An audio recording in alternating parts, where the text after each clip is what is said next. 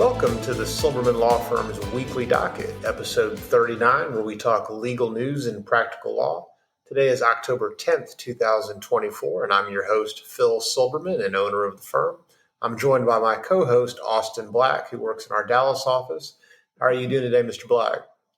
I am doing well today. Everyone's just trying to get everything closed out before the new year. We're getting into that phase where people know they're not going to do anything in December. It's trying to get everything done in October and November. And it's quite hectic, but we'll get through it. We're already in the Q4 rush, and we're only 10 days into Q4, huh? Yep. That's how it goes. No rest for the weary. No. Okay, what's on our docket today, Austin? First, Fort Worth has banned game rooms. It's very sad. You cannot play games in any rooms going forward in Fort Worth. No, that's not what it means. It's talking about like slot machines, things like that, right?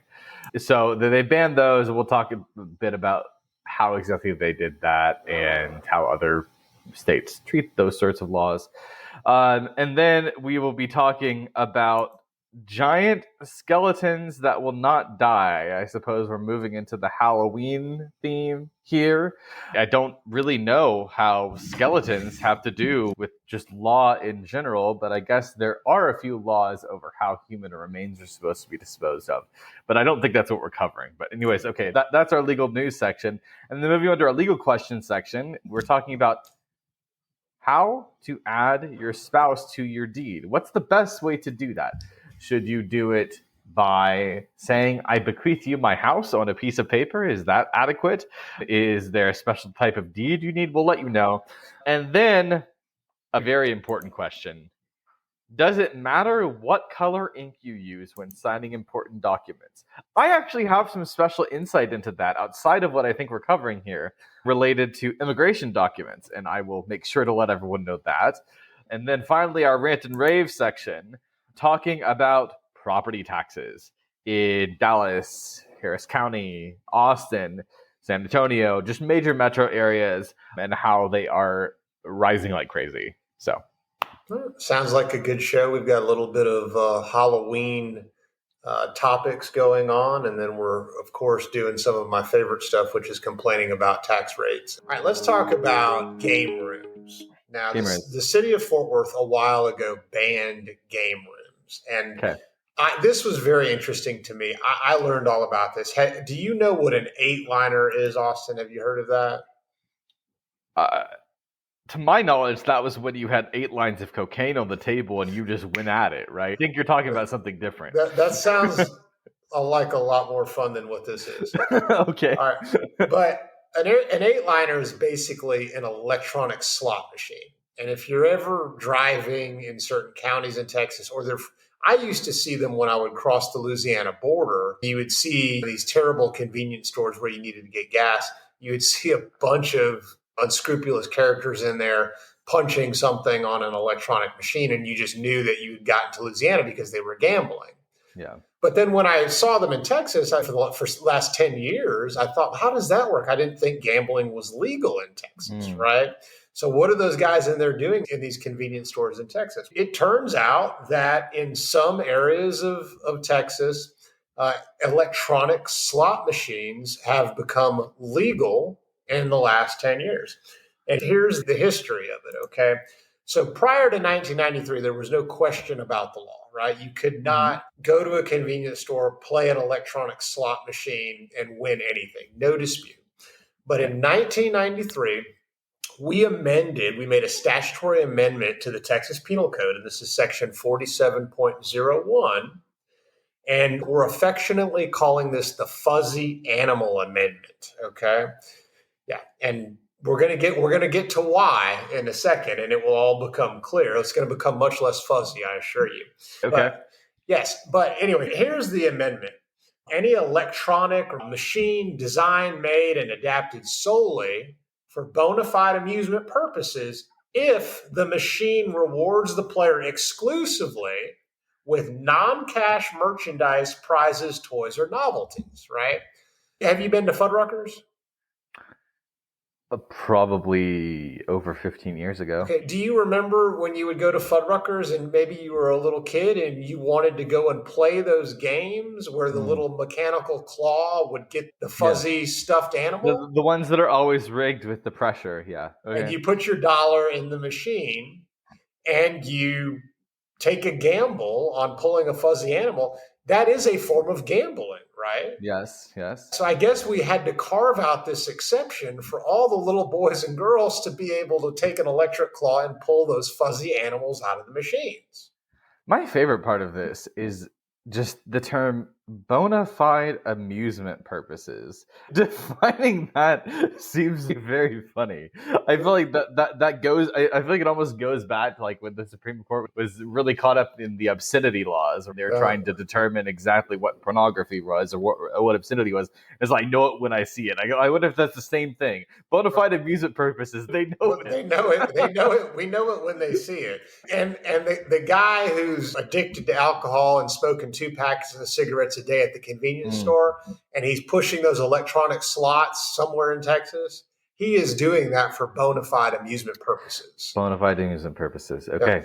Some people who wanted to install these 8-liner machines, when that amendment came around to the Texas Penal Code, in a very creative and enterprising fashion, they said, aha, I can, this is now a method by which I can get my machines in. So they put it in. They said, look, these machines, it's a bona fide amusement purpose. And they're not, you can't win cash at these things in Texas. Sure. It has to be some kind of something under $5. Okay. So I've never played one before, but I can only assume that you go and maybe pay a quarter for the chance of winning $5. But you have to admit, this is a relatively like creative kind of way to get 8-liners into Texas. And that's what's, haven't you always wondered that? You maybe never wondered. No, Austin shaking his head. No, he's no. Honestly, to me, gambling is just something like I don't do it, and I think that if you do the sort of gambling like slot machines, things like that are just entirely up to chance, you don't have any sort of way of understanding the metrics that go into that. I just think it's probably ill-advised. But if you want to do it, that's your prerogative. So. Yeah. I'm not a big fan of gambling either, but these game rooms have just exploded all over the state of Texas. And that's in the last 10 years because of this 1993 amendment. Now, they're not legal all over the state. Uh-huh. So we've got the county. Can you read there's an appellate, there's an appellate court split. Read us the appellate courts that have said where it's okay. San Antonio, Austin, Waco, Amarillo, Corpus Christi. Right. But the Second Court of Appeals, which Fort Worth appeals from, says they're not okay, that they are illegal. So. Right. And that's what so the city of Fort Worth banned them some time ago, saying that these are not the fuzzy animal machines for amusement purposes. These are in fact games of chance, and they're therefore illegal. Yeah. So it went up to the Second Court of Appeals. Second Court of Appeals totally agreed with the city of Fort Worth. Said these are games of chance. These are just basically like a lottery, and it's illegal.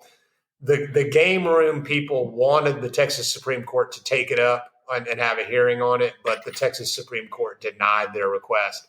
So as it stands now, in the city of Fort Worth, these things will be illegal unless the Texas Supreme Court decides to take this up and provide us some clarity on this, which I don't think they're going to do. It doesn't look like the Supreme Court wants to touch this. I think the Texas Supreme Court is saying, legislature, you really need to come out and vote on this and make a decision on whether these things are going to be legal or not. And of course, Austin, you know why the legislature does not want to do that, right? Lobbying. There's some lobbying involved for certain. I don't know how powerful these game rooms really. The casinos are the ones with all the power. Now, if the casinos the big casino corporations could lobby and get Texas to approve gambling, they would have done that already. You can only assume that these game rooms are very popular among voters. Yeah. So if you're trying to be reelected as a Texas senator or a Texas House rep, you probably don't want to take an unpopular position and ban these game rooms. That's my guess as to why we haven't done something more on the legislative front Interesting. And I think the Texas Supreme Court is right. This really is not. We don't want our judicial branch to make law. We want them to interpret the law. Right. So this does need to go up to the legislature. We'll see. Agreed. We'll see what happens with that. We'll keep everybody posted. But for now, you're going to have to drive somewhere else, maybe to Waco, if you want to go to a game room in Texas. All right. Our next legal news topic is a battle over giant skeletons. Now, you don't own... Not ones in our closet. These ones are quite out in the open. Right. Not metaphorical skeletons. Not a metaphorical skeletons, yeah. We're talking about plastic skeletons. And these things, I did not know this, Austin, but these things are just super popular all over the country. 12-foot plastic skeletons. We've got an example here. This came from a Wall Street Journal article, by the way. Guy by the name of Caleb Frost. He's a Houston school teacher. He's got one, and he named it Hubert, and he put it in his front yard. The guy's about 31 years old. He thinks it's fun to keep it there year round, and for every kind of holiday or event, he puts new clothes on it. He decorates it. So for Mardi Gras, he puts it in Mardi Gras themed clothes, and Christmas, he puts it in a Santa Claus suit or whatever. It's cute. Very popular thing. Home Depot, 12-foot Skelly. I think it's called Skelly. They've sold out every year since being introduced in 2020. They cost about $300. And there's Skelly fan groups all over social media, all over the internet. And they discuss ways to store their Skellies and ways to care for them and prolong their durability so that Skelly will last even longer. Okay. Yeah. In fact, the guy who originally invented Skelly came up with Skelly, and then he later obviously licensed it to Home Depot to sell as a distributor. He had to go back, and he only designed it to be up in the month of October when it's not blazing hot. So he had to go back and redesign it to be able to be up in the summertime because people want Skelly out for the 4th of July. Yeah, of course. Yeah. Oh my gosh, you're right. There's like tens of thousands of people in these like Skelly groups on Facebook. What is this? This is so weird. Skelly, it is a craze. If you did not know, it's a craze. Okay. Now you know who's not a Skelly fan. Also. Yeah, I would have known even without our show notes. HOAs are not a fan of Skelly. If there is anything in your yard or in your life that could be considered for bona fide amusement purposes, the HOA does not like it, okay? No, they do not like it. If you had an 8-line slot machine in the front of your house, they would not like that either. No. So the HOA, they're sending out fines. They're threatening, hey, if you don't take Skelly down, we're not going to let you into the pool clubhouse, right? We're not going to let you into the fitness center if you don't take your Skelly down. Yeah. People aren't happy about it. They're doing everything they can to keep Skelly up. Yeah. Your typical neighborhood HOA association rules will have some language about holiday decorations in there. Yeah. So it will say something like the one in Caleb Frost's neighborhood says you can put the decorations up a month before the holiday, but you have to remove it 2 weeks after. Okay. Now, you know what strikes me about strange about that rule is Christmas is December 25th. Yeah. It used to be that you would generally put your Christmas decorations up the day after Thanksgiving, or your Hanukkah decorations, right? The day after Thanksgiving. Yes.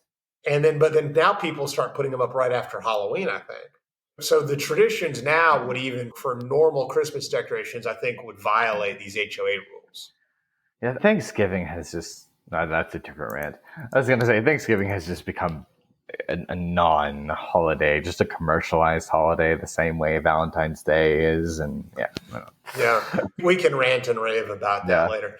But if you're a homeowner out there and you love your holiday decorations, and I think Skelly counts as a holiday decoration, we have a Senate bill actually, that passed some time ago. Can you tell the listeners about that Senate bill that passed? It was enacted back on May 31st, 2021. I think this will help our fans of holiday decorations. Yeah. So basically, it prohibits HOAs from enforcing or adopting rules that restrict the people in their property owners association or homeowners association from restricting things that where residents or the owners are displaying religious items on their property is motivated by sincere religious beliefs. So if you have a sincere religious belief that a 12-foot skeleton is needed in the front of your house, but like, I don't know, maybe you celebrate Day of the Dead all year round, right? Or Halloween all year round, then I think you'd be fine. And how in the world is your HOA going to test sincerely held religious beliefs? When Texas passed, this was really a freedom of speech, freedom of religion nod. Yeah. This was Texas saying, we're a conservative state. It was about Christmas. I think it was motivated by Christmas. It was us as a state saying we value religious and fundamental beliefs, and I'm afraid this has backfired quite a bit. I think there's been a lot of like Satan worshipers that have come out and taken advantage of this, which was not the intent of this law. So I can see someone putting up Skelly all year round and being like, hey, I'm a Satan worshiper, or I have a sincere religious belief about, as you say, Day of the Dead, whatever. So it's going to be very difficult for HOAs to successfully fine or regulate holiday decorations now is the bottom line. Now, I could imagine a case, we don't represent a lot of HOAs, but if I did get someone who just wanted to have Skelly out year round and their real defense was this act, we could tee up a trial and I can see that cross-examination going the way of, do you really believe Skelly? Do you sincerely associate Skelly with your religious beliefs? Tell me about that. Isn't it true, Mr. Smith, that you attend the Methodist church down the road? And I could ask him, how does the Methodist church feel about skeletons and Halloween? All that kind of, you could open this whole can of worms up. In the book of Jeremiah, they mentioned dry bones, and these dry bones on the front of my lawn are indicative of that and how I was brought to life in Christ. That's how you answer. That's how you answer. In case anyone wants to do it, there you go. That's an excellent answer, Mr. Black, and I can assure you that dim bones will rise again. And on that note, we're going to move right along to our legal questions. And the first legal question we have coming up is, what is the best way to add my spouse to my deed? We get this call quite a lot. You typically want to convert your separate property over to your community property. That means a spouse owned maybe a home prior to getting married, then gets married. Now, because that property, because we're an inception of title state, the property was originally separate. Just by virtue of getting married doesn't change the character of the property. So that spouse has to take some affirmative action to make it community property if that's what the spouse wants to do. We affectionately call these, at our firm, or at least I do, you don't love me unless you put me on that deeds. That's what we call them, right? Because usually the spouse is saying, you don't love me, putting immense pressure on the spouse to change the deed to become an owner. So the deed that we use is called a community interest special warranty deed. And I pulled out some of the language because when spouses decide to do this, they need to know what they're getting into. And it turns out the form deed we use to convert the separate property over to community property has all these disclaimers. And I've put in bold like some of the big notices. Can you give us the list or talk about some of these disclaimers that this deed is telling the spouse before you sign? Yeah, so the instrument changes separate property to community property. It explains in bold that there may be adverse consequences during marriage and or termination of the marriage by death or divorce could expose your property to creditors, loss of management rights. So if you owned this property by yourself previously, you may lose the right to exclusively manage it and have full control over it at that time, which are all pretty straightforward things if you think about it. And then loss of property ownership, which could happen if there's a divorce or death or something like that. Yeah, and I think some of the more interesting ones that Austin just talked about there is the exposure to creditors. Yeah. So when you have property as separate property and you make it community property, if your spouse were to have creditors coming after them, the creditors are going to be able then to get to that community property, right? Now, that's a bad thing if you want to keep the property. Now, you get into other issues. If this is homestead property, you're going to have some protections there. Some other interesting things, loss of management rights. Obviously, if you give control of the community property, half of it to your wife, there's going to be some management rights there.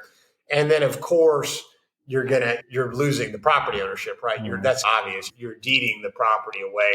And there are consequences in divorce because divorce courts have jurisdiction over community property, not separate property.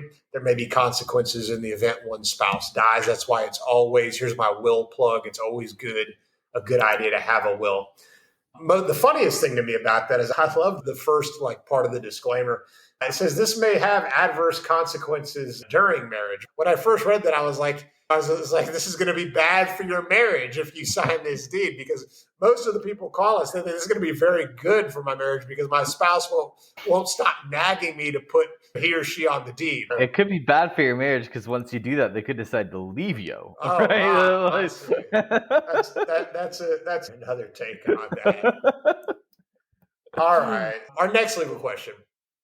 Does it matter what color ink I use when signing important documents? Probably not for most documents, like basic contracts. Yeah, like home sales, purchase contracts. This came up. I saw this in our firm chat room, and someone had mentioned the use of blue ink, and they said they always had their clients sign wills with blue ink. It's an interesting theory. I do red because it's like dealing with death, and I think that's just better red. In the spirit of Halloween, often having all of our clients sign wills in red ink. Look, it usually doesn't matter. There is a psychological component to maybe if you sign it in blue ink. Most people have black and white printers, so the blue ink is less likely to be a copy. There are some important documents where it should be original signatures. One is a will. Okay, you have to have an original will. Yeah. And then 2 is a deed. You need an original deed to be recorded at the real property records. Now, Austin, you said you had some examples about ink. Yeah, USCIS, which is the immigration body for the U.S., not the one that actually deals with enforcement on the border. Again, that's ICE. We talked about it previously. But if you're submitting documents to USCIS for a visa or a green card, they heavily prefer you to use black ink. If you use blue, I've actually seen applications get rejected because someone used blue ink on it. Even though that's technically not against any rule that they have, they just pick and choose what they want to do that day, and they prefer black because they only scan things in black and grayscale. Sometimes if blue ink is scanned in, it doesn't come in clearly, and if there's any blurriness or anything like that, they're not going to accept it. That's some crazy government stuff. Yeah. This comes up mostly when we're talking about wills. Yeah. And if you try to probate a copy of a will, that takes some additional steps. It's not that big a deal unless someone is contesting it. But generally, you want your original will to be admitted into probate. So the probate court is going to take a hard look at this will to examine whether it's original. And probate courts are good at these things, right? They're looking for continuous lines. They're looking for raised ink.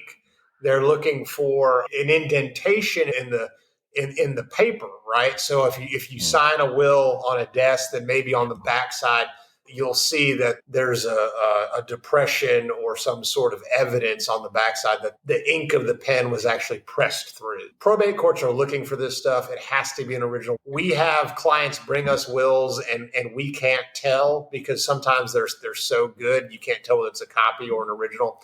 And just because it's in blue ink doesn't mean it's not a copy. There's some color printers out there that do excellent copies now. So you don't know. But the probate court will kick it back if they believe it's not genuinely an original.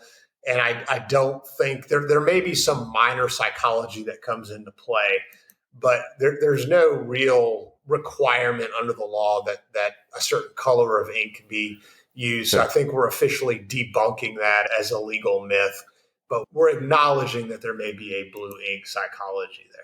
And in some states, you don't even need ink at all, right? There are 10 states where e-wills are allowed. Okay, I did not know that. Which is interesting. So, yeah, including the U.S. Virgin Islands, which is not a state, but yeah. Yes, no. In Texas, we do recognize a lot of electronic signatures. But not wills. Not wills, not at this point. All right, that knocks that one out. Brings us to my favorite part of the show, our rant and rave section, and we're talking about taxes. We're talking about property taxes. Now, Austin, I know you live in an apartment. You're not paying property taxes right now, but I'm not, but I'm aware of people talk about Texas having no state income tax, right? And Texas having a relatively lower sales tax. But it's all made up for with the property taxes if you own a property. Our property taxes are very high. And your rent, if you're a renter out there, okay, your rent does have a component of property tax. So if you're leasing a single family home, the property owner has to cover that tax, and that increases your rent. Same with with large apartment complexes. The large apartment complex is covering a property tax bill on that as well. So whether you're a renter or homeowner, the property taxes do certainly make a huge factor in your shelter cost. Now, this is important. Property taxes are a product of both the tax rate that's set by local jurisdictions like cities and school districts, and it's also a product of your appraised value of your property. You take the value of the property. If it's a homestead property, you may get some exemptions. And then you take the rate and apply it to the value. And then you come up with your annual property tax bill. And to Austin's point, the state of Texas has some very high property taxes. The Tax Foundation did a study recently published here, August 20th, 2024, showed a map of all the states and counties of where our highest taxes are. And the Texas metro areas had some of the highest in the country. So you're talking about Fort Bend County, Collin County, Travis County, Williamson County, Harris County, some of the highest counties. And that's a product of you've got very expensive properties in those counties multiplied times very high tax rates. And in 2022, the state of Texas ranked number 7 out of the entire country for the highest effective tax rates. So these are very high taxes. In my home city of Houston, where I live, we just had 4 council members propose an additional raise of 5% in taxes. That's in addition to the already recent Harris County raise of taxes. But that's not the half. No, that actually is the half of it. The other half of it is property values will probably go up an additional 5%. So it's really a 10% increase, right? And people I can almost assure you, people out there are not getting 10% raises every year to cover this stuff. So you're getting these much higher tax burdens than people can keep up with. So this is a real problem. We talked a little bit on a previous show about housing affordability. And that was one of our rant rave sections. And this is going directly into housing affordability and the big problem. Here's an interesting statistic. Do you have that statistic on between 2004 and 2024 for the city of Houston? Can you give us those?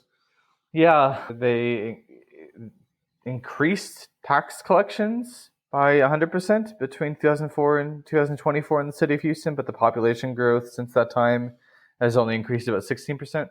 So the idea being that your city services provide more according to population.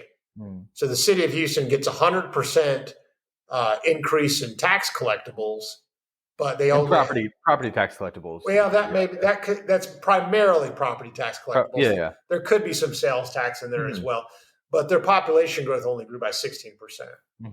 Yet the city of Houston runs a deficit of $86 million. Our ratings for when we borrow money, if you borrow money in your city, you get rated. And if you have bad ratings, you pay a higher cost of interest for the money. Yeah. So the S&P Global Ratings just lowered the city of Houston's credit outlook from stable to negative. So that could potentially increase our borrowing costs. The city of Houston, where I am, my home city. City of Dallas is in bad shape too. Their Truth in Accounting labels the city of Dallas as a sinkhole city. Hey. But look, they're better than Houston. Dallas only has a $38 million deficit. Austin's doing the best. What's the deficit for Austin? The deficit for Austin, let's see. Austin's deficit is $2.8 million, which is not bad because its budget is $5.9 million. billion. Sorry, billion. Yeah, that would be really bad. 2.9 billion, just a large budget. it's a large budget. Houston is like more than double the size of Austin, and Houston's budget is only 6.7 billion. Austin has a 5.9 billion dollar budget to spend on a population of 970,000 people. Meanwhile, our population is about 2.3 million, and we're spending 6.7 billion on our 2.3 million people. So if you live in Austin, I don't know Austin does some crazy things with the money, hence keep Austin weird. But if you're living in Austin, you're actually getting a lot spent on you. Now I don't know what they're spending it on, but hopefully they're spending it on the police and probably ACL. Yeah, probably. Yeah. Just quick side, it's interesting. Did you see that part of actually a main reason why their rating was downgraded by the S&P Global? Houston's rating was downgraded by the S&P Global was because of the settlement in the Houston Professional Firefighters Association versus City of Houston. Yes, that was a bit. We paid them a bunch of money, didn't we? Yeah, a lot of money. Yeah, they're having to use 2024 B bonds to pay that amount too. Well, do we have an amount for how much we settled with the firefighters? 1.5 billion. Okay, 1.5 billion to the Houston firefighters, which is crimping the Houston's budget, and why we were not. I don't think we were necessarily downgraded, but we were taken from stable outlook to a negative outlook. Yes, yeah. It's a problem. Property taxes, but the firefighters, they are taken care of. Yes, yeah. The firefighters are absolutely taken care of. All right. We've got problems. And then to make things worse, we've got the SALT cap. SALT is state and local taxes, and you get a deduction against your federal income taxes, but it used to be pretty much unlimited. So if you paid a bunch of income tax in the state of New York or Massachusetts, or if you paid a bunch of property tax in Texas, that would significantly lower your tax bill. But because of the Trump Tax Cuts and Jobs Act, which was a Trump tax deal, that was limited to $10,000. So if you own $1 million house, you're probably paying somewhere in the neighborhood of 16 grand. So you're only getting a deduction on the 10 grand, right? So in the old days, before the Trump tax cut, you could deduct if you lived in a state with income tax, you could deduct your property taxes. You could also deduct your sales tax. No more, you're limited to 10K. I mean, housing affordability is bad enough, but these property taxes are just absolutely out of control. They're not helping. The state has to come up with a bunch of money if they want to eliminate property taxes. Okay, there's been some ideas to just eliminate property taxes in the state of Texas in general, but that's the primary source of our funding. Yeah. So you have to do things like pay for schools, and you've got to pay for city funding, school taxes, things like that. We've got $81.5 billion the state of Texas would have to come up with to replace property taxes if we were to get rid of property taxes. And that's about $39.5 billion for school taxes and $42 billion to cover the cities. Yeah. So, Austin, do you think it's easy to find $81 billion? Do you have any ideas to find $81 billion out there for the state? Do I have any ideas to find that much money? A basic one, it's in our show notes, but I would have suggested this anyways, is allowing casinos in the state. We even talked about this on previous shows. I don't understand why we don't at the moment. I really don't get it. But conservative values being in the Bible Belt, I think, is the idea. We don't want to encourage gambling, which you're probably going to tell me they're just driving to Louisiana or Oklahoma to do that anyway, right? Yeah, exactly. Why should they get the revenue? So we might as well keep the money here in the home state of Texas. That's been Austin's point is correct. There has been some ideas of bringing casinos in and using that money to replace our property taxes. Sales tax, raising sales tax has also been floated out there. We'd have to double the sales tax. So Austin's shaking his head no. No. Right now, you probably pay about 8% in sales tax. That means when anything you go buy, you're going to pay 16% to replace that money. Okay. Yeah. That is basically a tax on the middle class. If you're rich and you do very well, like you're not going to mind the 16% on stuff you buy so much. But if you're out there and you're middle class and you're buying clothes for kids and things like that, that extra 8% is really going to hurt you a lot more than if you're very wealthy paying a higher sales tax. So Yeah, absolutely. Yeah, so there are not any great ideas out there for replacing the property tax revenue yet, but there's a huge movement to try to do something because it is really hindering and hampering our housing affordability, and it's a big problem. So Yep. We'll see where that goes. That brings our show to a close. I've been your host, Phil Silberman. Austin Black has been my co-host. Like us, follow us, review us wherever you get your podcasts. As a reminder, nothing in this show is to be considered legal advice, and this has all been for entertainment purposes only. If you have a legal question, email us at info@silblawfirm.com. That's info@silb, S-I-L-B like boy, lawfirm.com, and say you want it publicly answered in the podcast. All right, everybody have a great Columbus Day weekend or Indigenous Peoples Day, depending upon what your preference is.